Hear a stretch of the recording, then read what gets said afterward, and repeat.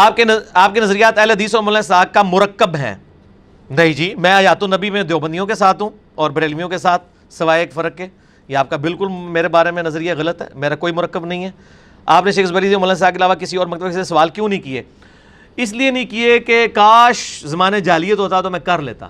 ان میں ایڈا کو مشہور ہو چکے ہیں اور تو والا بدنام کہ اب میں اس قابل نہیں ہوں کہ میں کسی عالم کے پاس جاؤں، اس لیے کہ مجھے اب سب کچھ پتہ چل چکا ہے. اب جس میں مولوی کے پاس جاؤں گا نا، جب اس سے کاؤنٹر آرگومنٹ کروں گا تو میرے ساتھ لڑائی کرے گا، اور اس کے جو دہشت گرد قسم کے گھنڈے پالے ہوئے ہوں گے نا، وہ میرا اکرام کریں گے، ٹھیک ہے، اکرام مسلم کر دیں گے.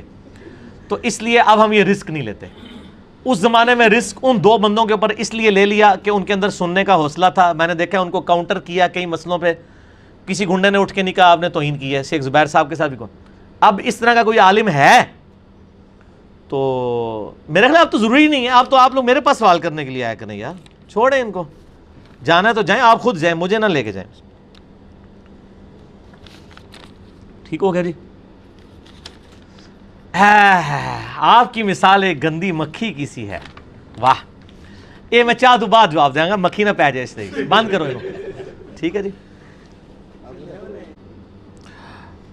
جی یہ سوال ہے، آپ کی مثال ایک گندی مکھی سی ہے جو ہمیشہ گندگی پر بیٹھتی ہے. اگر آپ بزرگوں کی برائیاں بیان کرتے ہیں تو ان کی اصلاح کیسے ہوگی؟ آپ کو تو شاید کی مکھی کی مثل ہونا چاہیے، ہر فرد کی اچھائیاں تلاش کریں. میرے بھائی، میں اس طرح کے سوالات سے کوئی غصہ نہیں کھاتا ہوں، کیونکہ نہ تو اس سے میرا چندہ بند ہونا ہے، نہ میرے مریدین ٹوٹنے ہیں. مجھے تو خوشی ہوتی ہے. میں نے اپنے دفاع کے اوپر ایک کوسچن آنسر سیشن ریکارڈ کروایا ہے، مسئلہ نمبر 179، انجینئر محمد علی مرزا عوام الناس کی عدالت میں، جس میں میں نے ہر طرح کے سوالات اور خصوصاً اس سوال کا بھی میں نے جواب اس میں دیا ہوا ہے. اور میں نے اس میں یہ دعویٰ کیا تھا کہ میری شخصیت اور جو دعوت میں پیش کر رہا ہوں اس کے اوپر قیامت تک بھی کوئی سوچ کے سوال کرے گا نا، وہ ان 20 سوالوں کے اندر ہوں گے. ابھی تک اس کے بعد سینکڑوں ای میلز آئی ہیں، کوئی ایسا سوال نہیں آیا جو میں نے مسئلہ 179 میں ایڈریس نہ کر دیا ہو. بہتر فارم میں آپ اس کو دیکھ لیں. باقی چونکہ آپ یہ لکھ کے دیا تو اس میں میں آپ کی دلجوئی کے لیے بات کر دیتا ہوں. پہلی بات یہ ہے کہ یہ میں تو ہو گیا گندی مکھی کہ گند پہ بیٹھتی ہوں. میرا سوال یہ کہ گند پھیلایا کس نے جس پہ میں بیٹھتا ہوں؟ جا کے بتائیں نا. آپ ساروں کو گونگا آپ کے بزرگوں نے، تو آپ لوگوں کو بتائیں کہ ہمارے بزرگ گند کر گئے تھے. علی بھائی اس پہ جا کے بیٹھتے ہیں تو لوگ کہیں گے یار پہلے تو بزرگوں نے پڑھو، انہوں نے گند کیتا کیوں؟ نہ گند کر کے جاندے نہ بہندے. اگر تواڈے بزرگ شاید ہی مکھی بن کے قرآن اور بخاری مسلم پہ بیٹھ کے اس کا رس چوس کے امت کو بتا رہے ہوتے نا، تو آج انجینئر صاحب اس کے اوپر گرفت بھی نہ کر رہے ہوتے. آپ بتائیں آج تک میں نے کسی عالم دین نے قرآن یا بخاری مسلم کسی رسالے میں کوٹ کیا اور میں نے اس بات کے اوپر گرفت کر دی ہو؟ تو نہیں کیے. جو آپ کے بزرگ چونکہ بیٹھتے خود گند پہ رہے، گند کٹھا کرتے رہے، اب مجبوراً میں بیٹھتا ہوں. اس لیے بیٹھتا ہوں کہ لوگوں کو بتائیں کہ اس ایک گند نے آپ کا پورا عقیدہ خراب کر دیا.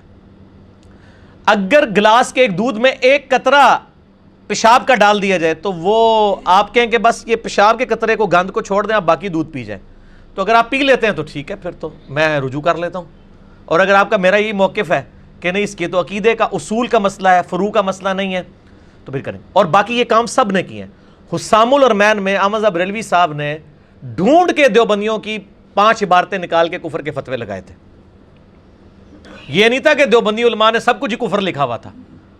یہ سب کچھ ہمیشہ ہوتا آیا ہے، ٹھیک ہے نا. اس کے بعد دیوبندی جو بریلویوں کے ساتھ کرتے ہیں وہ بھی ڈھونڈ کے کرتے ہیں.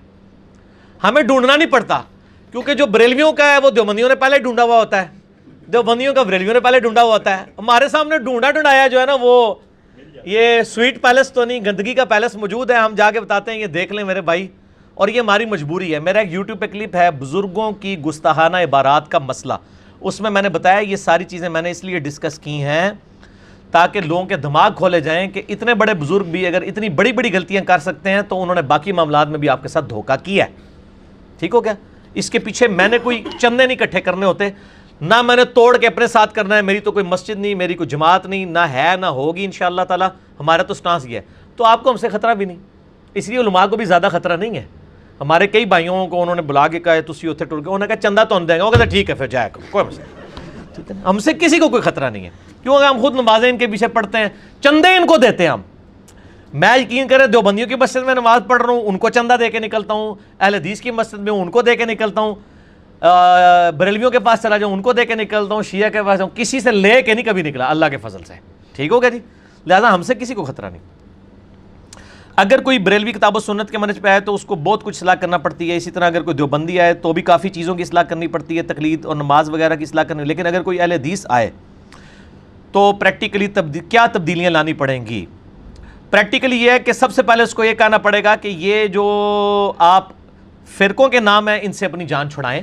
دوسرا, اہل حدیث کے لیے مسئلہ نمبر 80 ہے میرا, شیخ زبیر علی زئی ایک حق گو عالم دین, جس میں میں نے اہل حدیث کے منہج کی خرابیاں نہیں, ان کے مسلک کی خرابیاں بتائی ہیں. میں اہل حدیث کے منہج کو 24 کیرٹ سونا مانتا ہوں. اس روئے عرض پہ سب سے بہترین منہج اہل حدیث کا ہے, بشرطے کہ وہ خود بھی اس پہ عمل کر رہے ہوں. یہ نہیں ہے کہ بخاری مسلم کی حدیثیں وہ رفع الیدین پہ لے رہے ہوں اور جب آل امیہ کی بدماشیوں کی حدیثیں ہم بخاری مسلم سے جمع کریں تو ہمیں رافضی کہنا شروع کر دیں. تو بیسیکلی امام بخاری امام مسلم کو رافضی کہہ رہے ہوتے ہیں. تو بہت تبدیلیاں ان کو بھی لانی پڑیں گی, وہ آپ دیکھ لیں 8-9 مسئلے ہیں. اچھا جی, مسائل کو چھوڑ کر, چند مسائل کو چھوڑ کر آپ کے تقریباً تمام مسائل اہل حدیث والے ہی ہیں, مثلاً توحید, نماز, بزرگوں کو برا بھلا کہنا. نہیں, قطعاً نہیں ہے, ایسا نہیں ہے. بزرگوں کو برا بھلا اہل حدیث تو کوئی نہیں کہتے. اہل حدیث تو دوسروں کے بزرگوں کو برا بھلا کہتے ہیں.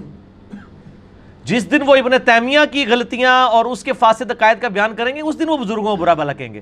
وہ تو چیخ پڑتے ہیں اس کے اوپر, وہ دوسروں کے بزرگوں کو برا بھلا کہتے ہیں. لہٰذا اس مسئلے میں اہل حدیث بریلوی دیوبندی برابر ہیں, وہ سارے ایک دوسرے کے بزرگ ہیں.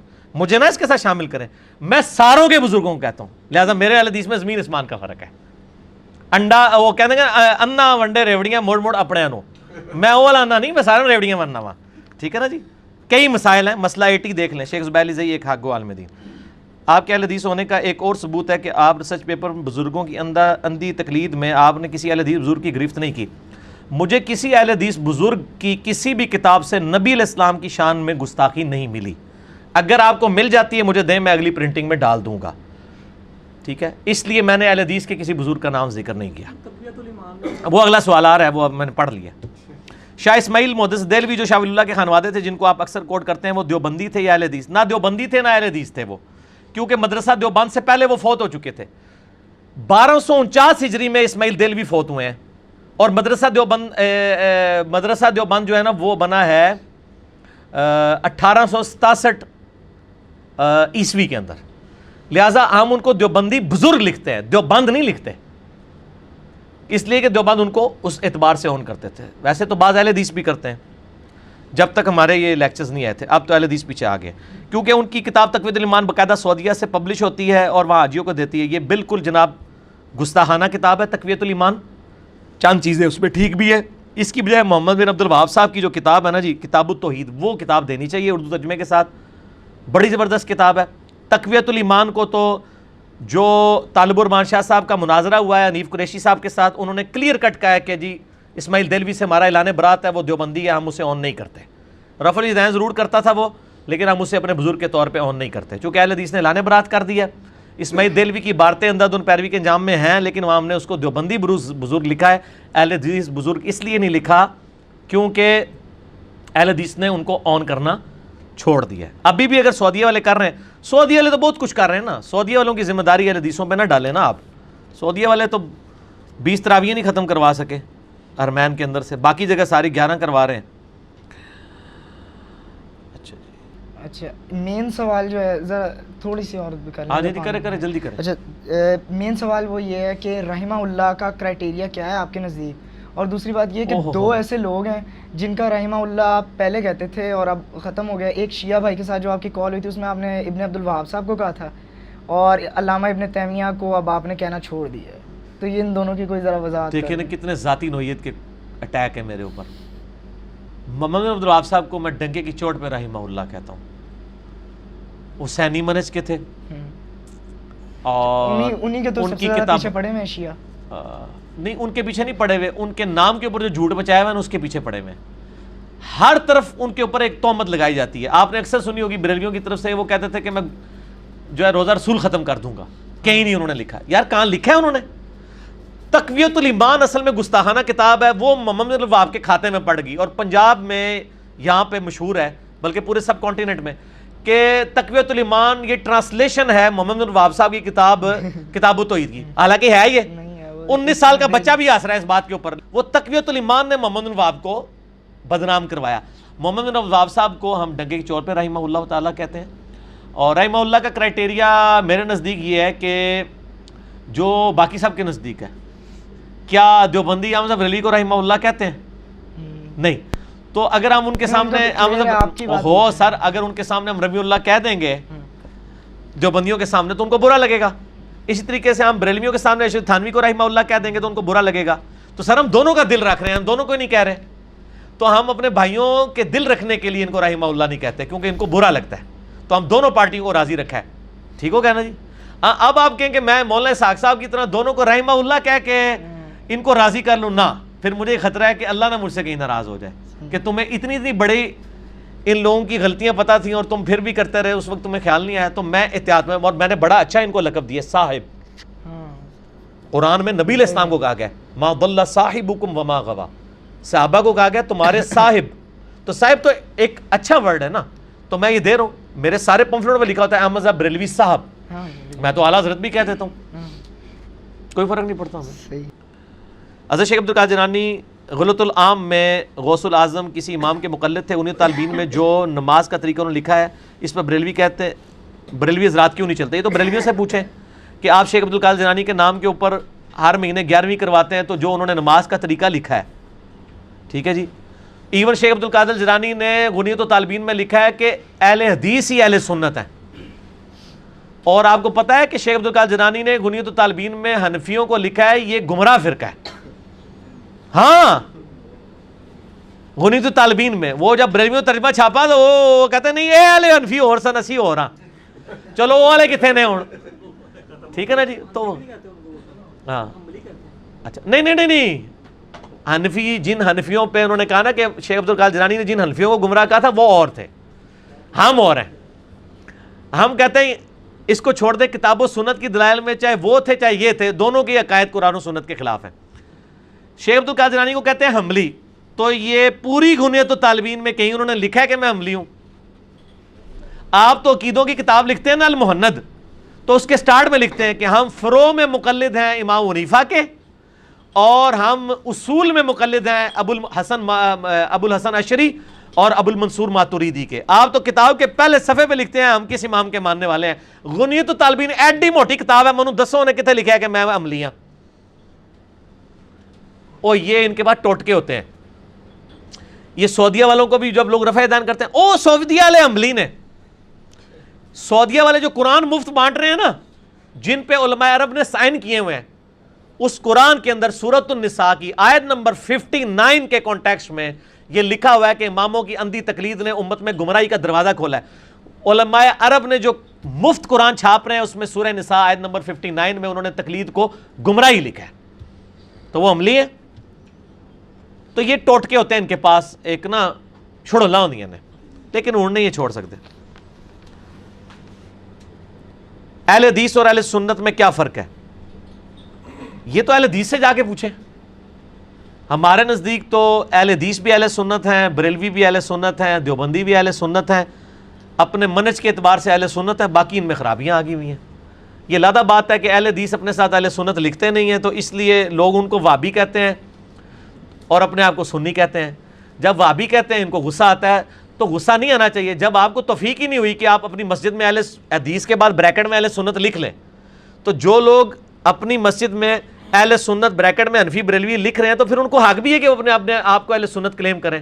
آپ کو تو اہل سنت لفظ سے ہی چڑ تھی، وہ تو اب ہم نے بتایا کہ صحیح مسلم میں اہل سنت کا لفظ ہے، اور آپ کو اتنی چڑ ہوئی کہ آپ نے ان کو کہتے ہیں سنیے دی گل ہے تے اسی اہل حدیث ہے کہنے ہیں. تو پھر آپ کے ساتھ یہی کچھ ہونا تھا، آپ نے اپنے پاؤں پہ خود کلاڑی ماری ہے. ہم سے نہ اس چیز کا گلہ کریں، فوراً سے پہلے اپنی مسجد سے آپ اہل حدیث کا نام کاٹ دیں، یا لکھنا ہے تو اہل حدیث بریکٹ میں اہل سنت لکھیں، وہ بھی اپنے لیے. میں تو اس چیز کے حق میں نہیں ہوں، میں تو اس چیز کو بدعت سمجھتا ہوں. شیخ زبیر علی زئی صاحب سے میری 1 to 1 خود بات ہوئی تھی، انہوں نے کہا میرے نزدیک بھی مسجد کے باہر بریلوی دیوبندی اہل حدیث لکھنا بدعت ہے. تو میں نے کہا تو آپ نے کیوں لکھا ہوا ہے؟ کہتے ہیں میں نے کوئی نہیں لکھا ہوا. میرا خیال تھا انہوں نے بھی لکھا ہوگا، پھر میں لفظ ہے واقعی کوئی نہیں ملا. ٹھیک ہو گیا. لیکن وہ شیخ زبیر علی زئی صاحب بھی وہ اہل حدیث تھے، باقیوں کے میں بات نہیں کرتا. ٹھیک ہو گیا.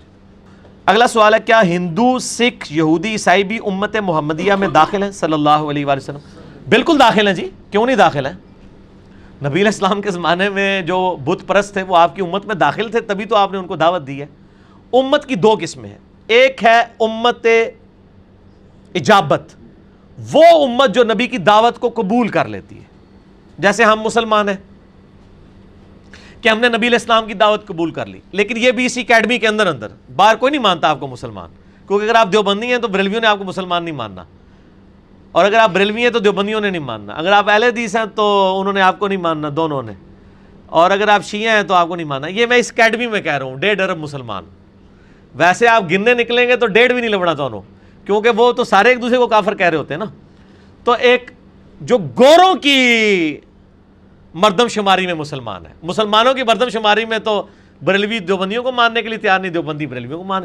جب ایک دوسرے کو گستاخ رسول مشرک کہتے ہیں، اسلام سے نکال رہے ہوتے ہیں نا. تو میں گوروں کی مردم شماری میں جو 1.5 ارب مسلمان ہیں، یہ ہیں امت اجابت، جنہوں نے نبی علیہ السلام کی دعوت قبول کر لی. اور دوسرے ہیں امت دعوت، جن کو ابھی آپ نے دعوت دینی ہے، وہ یہود و نصارہ اور سکھ، عیسائی جتنے کافر ہیں، یہ بھی امت کے اندر شامل ہیں. آپ ان کو امت کہیں گے، لیکن یہ امت کی دو قسمیں ہیں. اگلا سوال ہے کیا ہم ریسرچ پیپر اور اذکار کارڈ اپنے طور پر پرنٹ کروا سکتے ہیں؟ کورل ڈرا کی فائل لے لیں، سافٹ اور ہارڈ کاپی کیسے حاصل کریں؟ میرے بھائی کسی کو اجازت نہیں ہے ہمارے ریسرچ پیپر پرنٹ کرنے کی، نہ ہم نے کورل ڈرا کی فائل دینی ہے. آپ نے پرنٹ کروانے ہیں، آپ اپنے علاقے کا ریٹ نکلوائیں، جو آپ کو ریٹ ملے گا اس سے کم ریٹ پہ ہم آپ کو پرنٹ کر کے دیں گے، اس لیے کہ ہم جن سے پرنٹ کراتے ہیں ہم نے صرف ان کو کاغذ لے کے دینا ہے، باقی انہوں نے سیاہی کا خرچہ، پرنٹنگ کا خرچہ خود سے کرنا ہے. لہٰذا آپ کو ایک پمفلٹ جو مارکیٹ میں 8 روپے کا پڑے گا کلرڈ چھپا ہوا، ہم آپ کو وہ 3 روپے میں چھپوا دیں گے. تو آپ ہم سے چھپوائیں، اس لیے نہیں کہ ہم نے کوئی کمائی کرنی، اس لیے کہ ہم آپ کے پیسے بچانا چاہتے ہیں.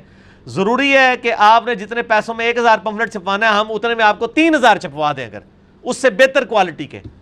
تو آپ عثمان بھائی کو کال کریں +92 کے ساتھ 32159000162 ان کا نمبر ہے. پاکستان میں کریں گے تو 032159000162 ان سے کال پہ رابطہ کریں. اگر ہزاروں میں پرنٹ کرانا ہے تو رابطہ کر لیں، اگر آپ کو اس سے کم تعداد میں چاہیے تو وہ ویسے ہی ہم پورے ملک میں فری دیتے ہیں، آپ کر سکتے ہیں، کسی اور کو اجازت نہیں. ایون اگر کسی نے اذکار کارڈ کے اوپر اپنا نام نیچے لکھوانا ہے یا اپنی دکان کا نام لکھوانا ہے، وہ بھی ہم آپ کو لکھوا کے آپ کے حساب سے پرنٹ کروا دیں گے، لیکن آپ کو فائل نہیں دیں گے، کیونکہ اس میں بعض کا پھر غلطی ہو جاتی ہے، وہ پھر ہمارے کھاتے میں پڑ جاتی ہے. اور ویسے بھی آپ نے تو عام کھانے ہیں نا، پیڑ تو نہیں گرنے. آپ کو اذکار کارڈ کا جوڑا اگر 10 روپے میں کو پرنٹ کر کے دے رہا ہے کراچی اور لاہور میں، اور ہم آپ کو 7 روپے کا پرنٹ کرا دیں، تو آپ کو خود بھی سوچنا چاہیے نا کہ آپ یہ کیوں فضول خرچی کریں گے. ٹھیک ہے نا جی. تو وہ آپ عثمان بھائی سے رابطہ کریں. باقی رہی سافٹ کاپی، اس کے آپ جتنے مرضی پرنٹ نکالتے رہیں کمپیوٹر سے، وہ آپ کو مہنگے پڑیں گے. وہ کام نہ کریں، آپ پرنٹنگ کروانی ہے تو کروا لیں. اور زیادہ تر زور رکھیں کہ چونکہ آج کل سافٹ کاپی چل رہی ہے، آپ سافٹ کاپی ہی لوگوں کو شیئر کروایا کریں. ڈاک کے لیے شوقیہ رابطہ نہ کریں، الا یہ کہ جو پرانے لوگ ہیں وہ ڈاک کی چیزیں پڑھتے ہیں، ادروائز نئے لوگ تو کمپیوٹر میں ہی پڑھ لیتے ہیں سب کچھ. تو کوشش کریں کہ وہ یہ نہ کریں، اور جو لوگ کاپیاں منگواتے ہیں آگے فوٹو کاپی کرا کے بے شک تقسیم کریں. آپ کے نام پر کئی واٹس ایپ اور فیس بک اور یوٹیوب کے چینل ہیں، آپ کس کو آن کرتے ہیں؟ بعض بھائی آپ کی محبت میں غلط زبان بھی استعمال کرتے ہیں. علماء کو کی زبان اور تکفیری سوچ کو چھوڑ کر ہم آپ کی طرف آئے تھے، لیکن یہاں پر بھی ایسے لوگ موجود ہیں جو آپ کی محبت میں لوگوں کو گالیاں نکالتے ہیں. تو میرے بھائی علماء تو ان سارے لوگوں کو آن کرتے ہیں جو ان کی محبت میں گالیاں نکالتے ہیں، کیونکہ کبھی انہوں نے ان سے اعلان برات نہیں کیا، اور میں ہر دوسرے دن اعلان برات کرتا ہوں، لہٰذا مجھے علماء کی صف میں شامل نہ کریں. ٹھیک ہے نا جی.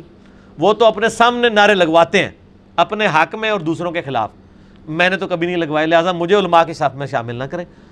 باقی میں کسی یوٹیوب کے چینل کو انکلوڈنگ جو میرے اپنے بھی بنے ہوئے ہیں، میں ان کو بھی آن نہیں کرتا ہوں جب تک کہ جو کچھ اس کی ویڈیو کے اندر بیان ہوا ہے اس میں کوئی کانٹ چھانٹ کر دیتا ہے، کوئی تھم نیل غلط لگا دیتا ہے، کوئی کمنٹس غلط کر دیتا ہے فیس بک کے اوپر یا واٹس ایپ کے اوپر. میرے بھائی مجھے واٹس ایپ یوز ہی نہیں کرنا آتا، نہ انشاءاللہ میں نے یہ سیکھنا ہے، کیونکہ اس کی وجہ سے مجھے بڑا فائدہ ہے کہ مجھے کسی کی گالیاں نہیں کھانی پڑتی کہ جی تمہیں میسج کیتا جواب نہیں دیتا. میں سیکھنا بھی نہیں چاہیے، جو مرضی کر لو تجھے، میری ضرورت ہی نہیں ہے. مجھ سے ای میل پہ رابطہ کریں، وہ بھی میری مرضی میں جواب دوں یا نہ دوں. آپ واٹس ایپ کے ہمارے 5 بھائیوں کے نمبر ahlsunnatpak.com پہ لکھے ہوئے ہیں, ہزاروں لوگوں کو انٹرٹین کرتے ہیں, ان سے رابطہ کریں, وہ آپ کو انشاءاللہ کوئی نہ کوئی کلپ بھیجیں گے. ہر ٹاپک پہ کلپس ریکارڈڈ موجود ہیں. میں کسی بندے کو آن نہیں کرتا ہوں, اور اگر کوئی کہتا ہے جی فلاں میرا شاگرد ہے, میرا کوئی شاگرد ہے یا نہیں ہے, یا آپ اسی طریقے سے سمجھ لیں کہ ایک بندہ اگر انگلینڈ میں جا کے شراب پینا شروع کر دے تو اس بندے کو نبی علیہ السلام کے کھاتے میں نہیں ڈالا جا سکتا کہ یہ محمد کا ماننے والا ہے صلی اللہ علیہ وآلہ وسلم, اور ان کے نام کے نعرے لگاتا ہے اور دیکھو یہ شرابی ہے. تو اگر وہ نبی علیہ السلام کے کھاتے میں نہیں پڑتا نا, تو میرے بھی کوئی درس سن کے میرے کھاتے میں نہیں پڑتا, کیونکہ اس نے تو میرے نام کا کلمہ بھی نہیں پڑھا ہوا. لہذا میں کسی کو کوئی آن نہیں کرتا ہوں, بالکل کسی کو آن نہیں کرتا ہوں. اپنی صرف ویڈیو کو آن کرتا ہوں, وہ بھی سیاق و سباق کے ساتھ. اس کے علاوہ اگر کسی نے کوئی چڑھائی ہوئی ہے, میری کوئی ذمہ داری نہیں ہے جی. آپ صرف ویڈیو دیکھا کریں, وہ بھی کانٹیکس کے ساتھ.